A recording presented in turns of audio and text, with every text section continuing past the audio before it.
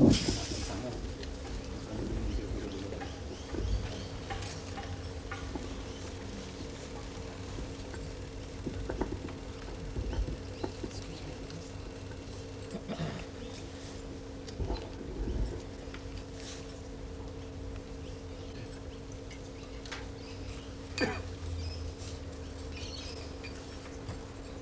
is the anniversary day of the wedding,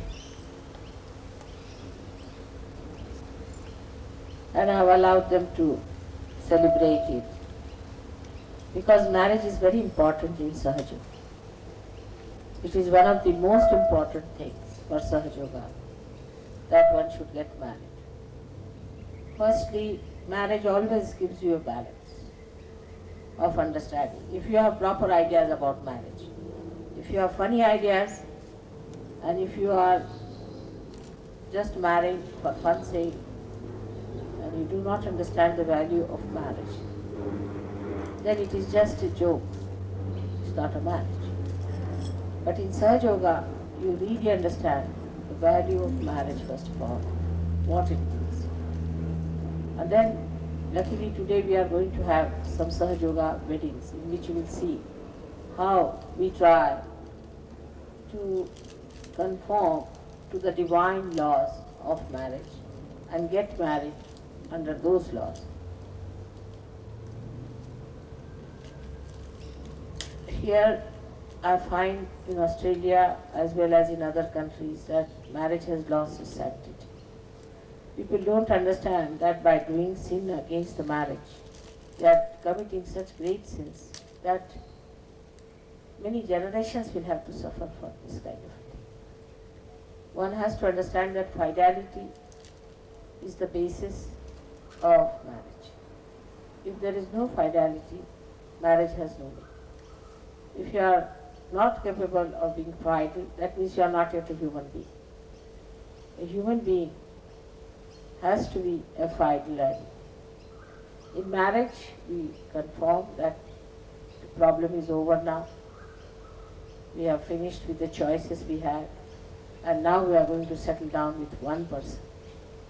And the sharing of life, even absolutely private life, is with one person. So you have to be very much harmonized with that person and in complete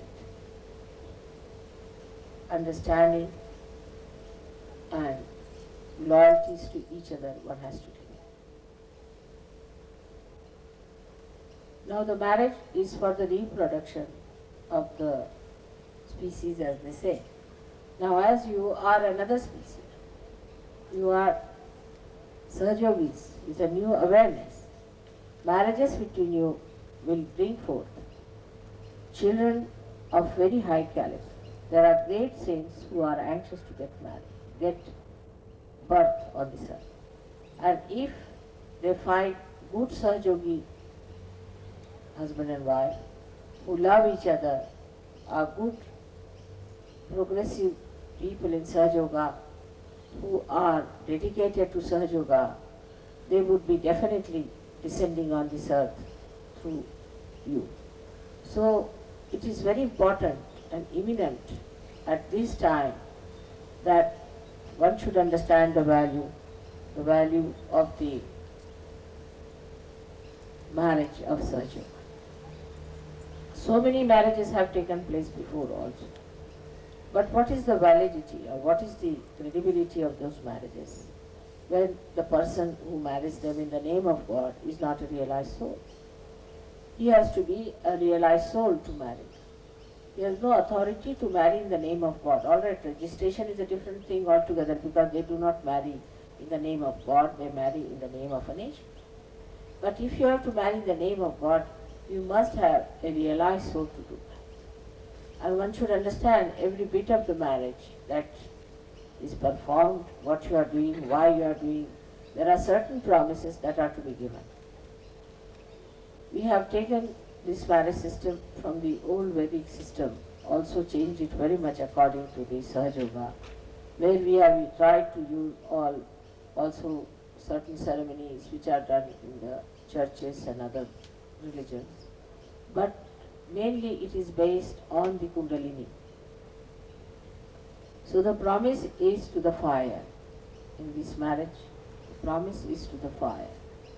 Because fire is the one that burns off all that is ugly. And Kundalini is also like a fire on one point, because that's the only energy that rises above. See, so like the fire goes upward, the Kundalini also rises upwards. That's why it is compared with the fire. But fire is the energy which is in the stomach, which is the dharma, which is the religion. The religion of the Sahaja Yogis is to keep in the center, not to go to extremes. And when they get married, by their understanding of Sahaja Yoga, they pull each other towards the center much more and enjoy themselves, the present moment and the present as it is. Sahaja Yoga marriages can be really fantastic if the Sahaja Yogis who marry are sensible, are equally balanced, or are not criticizing each other, not taking an upper hand. It is possible for one Sahaja Yogi to marry another one to gradually upgrade that Sahaja Yogi. It is possible also to degrade. If another Sahaja Yogi is more powerful or negative so much that it can degrade also another person. It depends on your quality to be upgraded or degraded. So marriage is a very big blessing in Sahaja Yoga, because all the gods and all the angels are watching these marriages, and they will see to it that these marriages are successful. But if you are bent upon making them unsuccessful because you still have the same kind of an awareness which you had before, and you want to go to the same, it can fail also, like animals. If you live with the animals, even human beings can become like animals. So the Sahaja Yogis must know that their awareness is changed, they are different people. They have to live with Sahaja Yogis and not with other human beings who are not yet realized. They can talk to them, but they must know that the Sahaja Yogis are at a very different level of awareness. If they realize this point, if they understand this simple point, that their awareness is very different, they would adjust much better in married life. There's no divorce in Sahaja Yoga. We do not think of as divorce, but there's nothing forced. I mean, if they fail to live together, it's a shame, but so far we have had no divorces. But as the people are coming from every sort of culture and thing, there is a possibility that people may like to divorce legally. But in Sahaja Yoga, there is nothing like divorce. But there is no force on anyone. One must try to understand marriage that it is for your enjoyment. If you cannot your enjoyment, you cannot enjoy the marriage, then it is of no use. In Sahaja Yoga, it is to be ensured that people enjoy their marriages and live very well, happily with each other. It is a responsibility of both the people in Sahaja. But say in my case, own case, my husband was not a realized soul, nor did he understood realization, nor was he a seeker. Despite all these, if you'd like to come to me, it was sitting in my lap. No.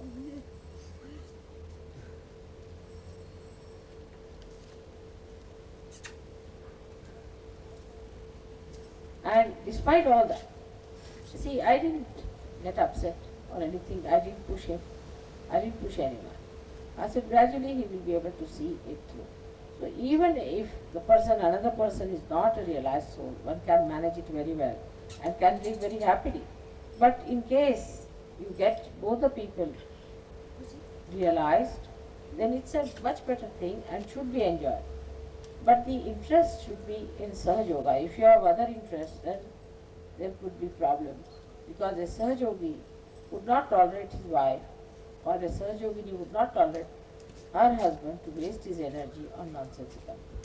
And a new sort of conflict will start between Sahaja Yoga and the Sahaja Yogis and Sahaja Yogis. So it should never be a matter of conflict. Because we have so many now ways and methods of finding out what's the matter with us. And if there is anything wrong with us, we should try to face it and clear it up. We should not try to clear each other's chakras, but our own. Actually, we do not pay attention to ourselves. We start paying attention to others. Moreover, I must say that Sahaja Yoga marriages will be the most successful marriages. Have to. They will re-establish the institution of marriage on very sound basis. There's no doubt about it. And those who will be married in Sahaja Yoga will be really remarkably happy married couples. But there will be an attack from the negativity on them as soon as they get married. Because it is not a very happy thing for these negative forces to see that people are happily married. And they would try their level best to bring all sorts of problems, all sorts of complications in the beginning to see that these marriages are broken. And when you start playing into their hands, you will also be spoiling the chances of getting good realized souls to you, because they would not accept such situation. If you have been quarreling in the beginning also, it's not good, because you go down in their estimation. So you have to be very patient, very soft and good to each other, to see that you create an atmosphere of invitation for these great souls to come on this earth. And if that is not so, then they will wait. They will not incarnate, because they don't want to have parents who are quarreling, who are fighting, who are suspecting, who are troubling each other. Now, one has to know that Sahaja Yoga marriage has a precise reason. It is not you are marrying just out of fashion. You are marrying because you want to have children who are realized souls on this earth to come. We give them a place, parentage to do that. And if you do not understand the value of that marriage, then it is better not to be married in Sahaja. It's better to spare the Sahaja. There's only one snap in Sahaja is this, that you are all born of the same mother. So you are all brothers and sisters in a way. But when you are going to marry each other, then this point becomes a little funny. That how can a brother marry a sister? Now we can say like that I would say that it would be better if you marry not in the same community, but marry from somewhere else. At the most, a Sydney Sahaja Yogi should marry a Melbourne Sahaja Yogi. Some distance should be like that, so that it is kept like not brothers and sisters. Should be better. But I have seen when this happens, there is more conflict. Because they still carry on with the idea that they are from Melbourne and another from Sydney.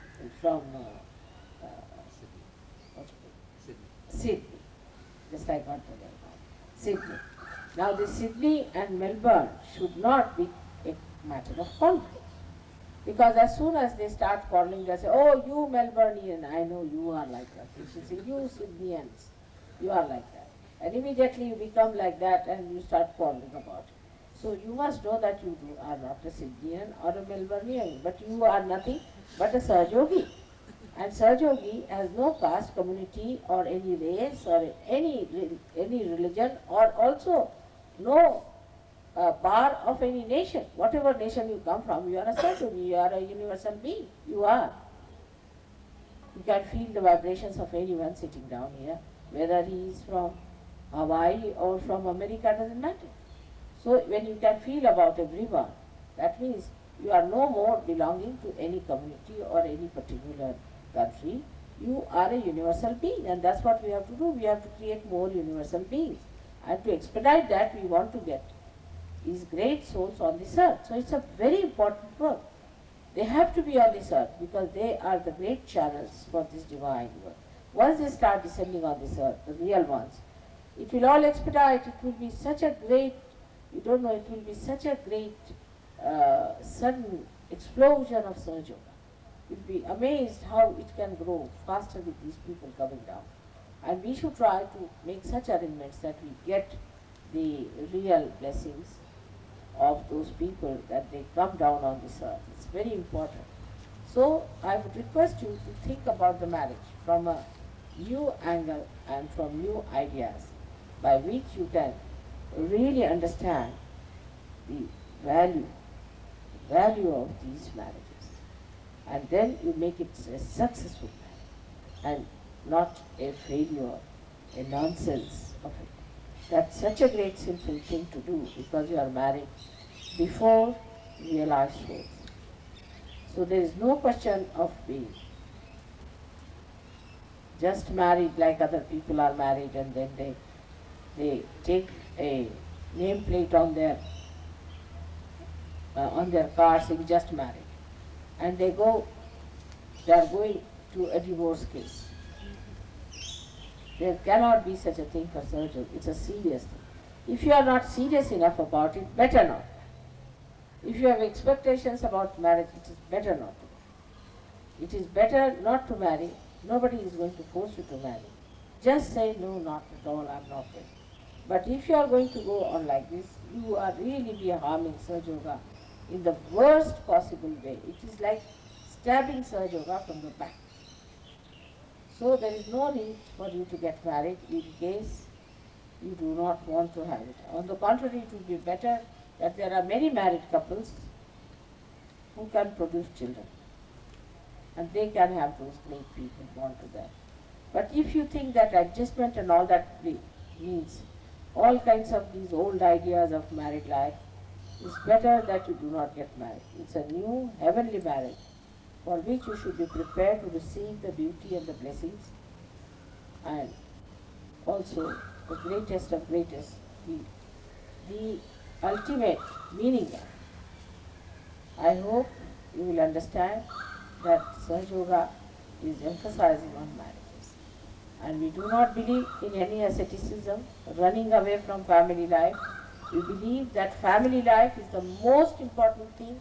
We have to establish it very well on this earth, and that we have to see in these beautiful nests of divine love that great souls are born, and we have to continue it. There's no escape from having a very good married life.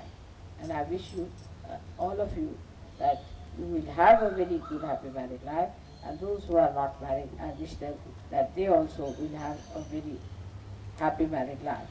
Now I've been married, I think 36th year is this my marriage today.